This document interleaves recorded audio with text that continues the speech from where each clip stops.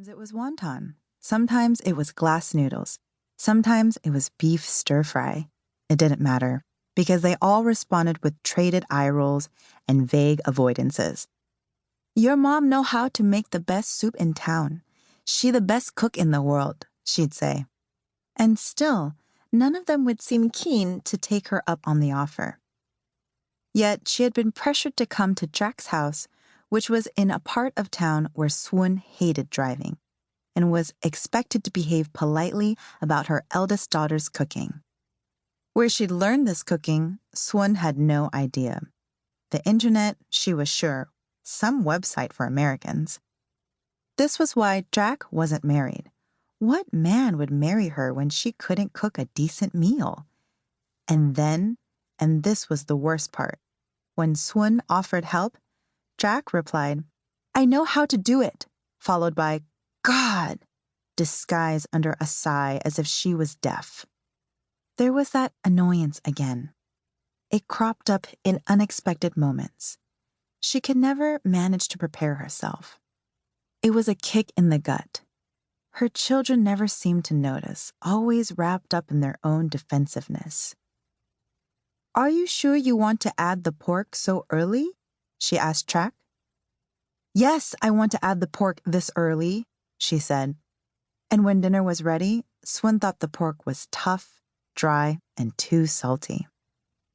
She wanted to tell her children the directions they should each go for good luck on the first day of Lunar New Year. She wanted to tell them to avoid risky ventures and the color white. She wanted to tell them the recipe for stuffed bitter melon soup. She wanted them to listen, but she knew they wouldn't. She told them anyway. She told Jack while choking down tough, dry, too salty pork. She told her youngest, Jiu, while she sat, unresponsive at the computer. And she even told Nhi, who was in Vietnam filming that horrible reality show about American women fighting over a mediocre American man.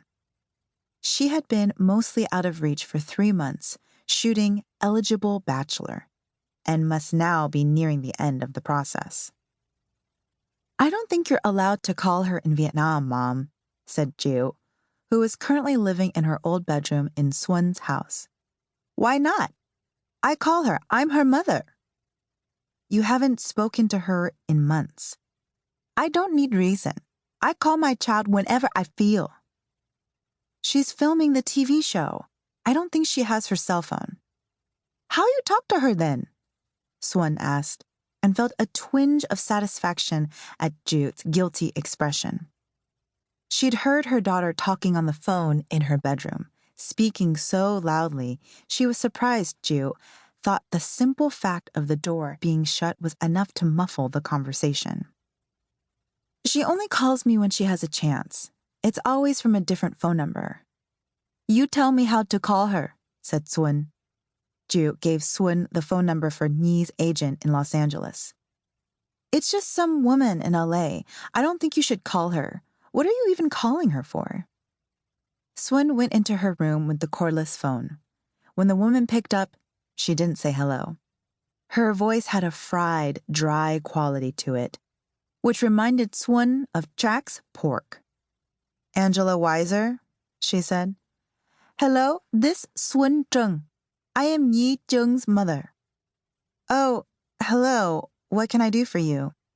Brisk and already aggravated, Angela Weiser was apparently not accustomed to unannounced callers.